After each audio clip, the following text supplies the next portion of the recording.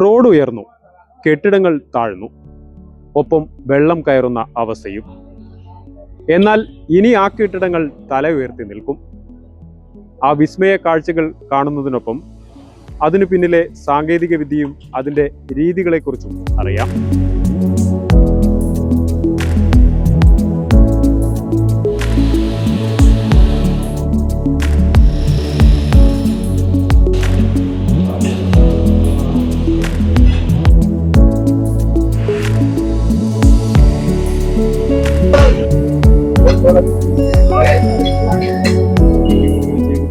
നമുക്ക് എത്ര ഉള്ള ബിൽഡിങ്ങും പൊന്തിക്കാൻ പറ്റും. ബിൽഡിങ്ങിന് എത്ര വർഷമാണോ അത് നിർമ്മാണ സമയത്ത് അതിനാണ് ഗ്യാരണ്ടി ഉള്ളത്, അപ്പോൾ തന്നെ അത് യാതൊരു മാറ്റമില്ല, ഒരു പ്രശ്നമില്ല.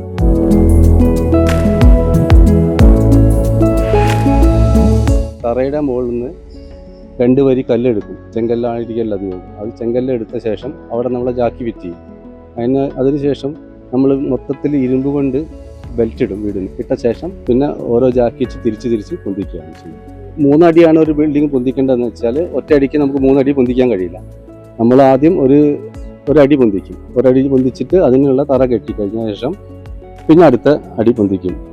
പിന്നെ അതിന് തറ അങ്ങനെ 3 പ്രാവശ്യമായി 4 പ്രാവശ്യമായിട്ടാണ് നമ്മളൊരു ബിൽഡിങ്ങിൻ്റെ മൊത്തം ഹൈറ്റ് ചെയ്യുക. ചെങ്കല്ല് ഉപയോഗിക്കാൻ പറ്റില്ല, കാരണം ഇത് നമുക്ക് പെട്ടെന്ന് തന്നെ സെറ്റാവേണ്ട പ്രവൃത്തിയെ കൊണ്ട് സിമെൻറ്റ് ബ്രിക്ക് തന്നെ ഉപയോഗിക്കാൻ പറ്റുള്ളൂ. ഇത് സ്പെഷ്യൽ മേക്കായിട്ടുള്ള ഇതിനായിട്ട് ഉണ്ടാക്കുന്ന കംപ്രഷൻ കൂടിയ കട്ടയാണ്, വാട്ടർ പ്രൂഫ് ചെയ്തിട്ട് ചെയ്യുന്ന കട്ടയാണ്.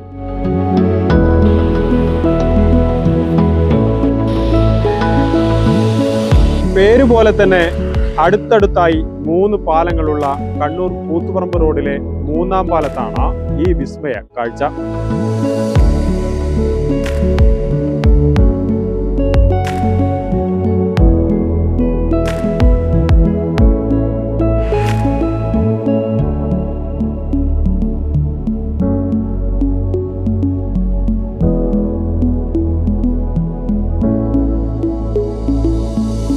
നമ്മുടെ നാട്ടിൽ ഇതൊരു വിസ്മയം തന്നെയാണ്. ആദ്യം നമ്മൾ കണ്ടതും ആലപ്പുഴയാണ്, കുട്ടനാട് മേഖലയിലാണ് ഇതുപോലെ പൊന്തിച്ചത്.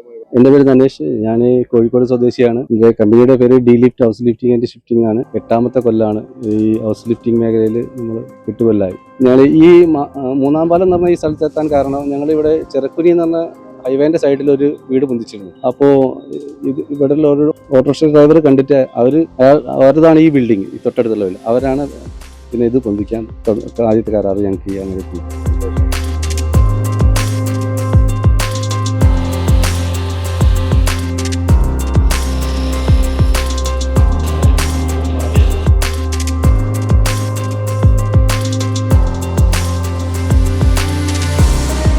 ഇവിടുത്തെ കെട്ടിടങ്ങളെല്ലാം ഇതുപോലെ റോഡിന് സമാന്തരമായാണ് നേരത്തെ ഉണ്ടായിരുന്നത്. എന്നാൽ ഇവിടെയുള്ള 3 പാലങ്ങളിൽ 2 പാലങ്ങൾ പുനർനിർമ്മിക്കുകയും റോഡ് ഉയർത്തുകയും ചെയ്തതോടെ കെട്ടിടങ്ങളെല്ലാം താഴ്ന്ന അവസ്ഥയിലായി. ഇത് വെള്ളം കയറുന്ന അവസ്ഥയ്ക്ക് വരെ കാരണമായി.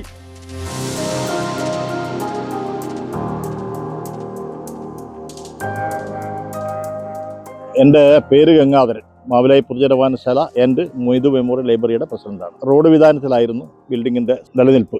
2 പാലം പുതുതായിട്ട് വന്നപ്പോൾ റോഡിന്റെ ഉയരം കൂട്ടി. അതിന്റെ പശ്ചാത്തലത്തിൽ നമ്മുടെ വായനശാല വളരെ താണു, ജനങ്ങൾക്ക് ഉപയോഗപ്പെടുത്താൻ സാധിക്കാത്ത രൂപത്തിലുള്ള ഒരു അവസ്ഥയിലേക്ക് വന്നു. ആ ഒരു ഘട്ടത്തിലാണ് നമ്മൾ ഇതിനെക്കുറിച്ച് ആലോചിച്ചത്. റോഡ് ഉയർത്തിയതോടെ ഇതുപോലെ താഴ്ചയിലായ 4 കെട്ടിടങ്ങൾ ഇതിനകം ഇവിടെ തലയുയർത്തി കഴിഞ്ഞു. മാവിലായി പൊതുജന വായനശാലയുടെ ഈ കെട്ടിടവും ഇതിനോട് ചേർന്നുള്ള മറ്റൊരു കെട്ടിടവും ഈ സാങ്കേതിക വിദ്യയിലൂടെ അധികം വൈകാതെ തലയുയർത്തും.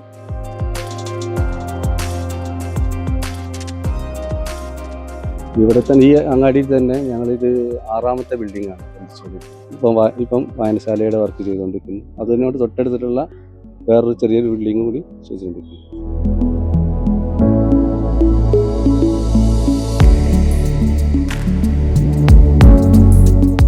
താഴ്ചയിലായ കെട്ടിടങ്ങൾ ഉയർത്താൻ മാത്രമല്ല, ഉയരത്തിലുള്ള കെട്ടിടങ്ങൾ താഴ്ത്താനും അതുപോലെ തന്നെ ഒരിടത്തു നിന്ന് മറ്റൊരിടത്തേക്ക് കെട്ടിടങ്ങൾ മാറ്റി സ്ഥാപിക്കാനും ഈ സാങ്കേതിക വിദ്യയിലൂടെ സാധിക്കുമെന്നത് ഏറെ കൗതുകരമാണ്.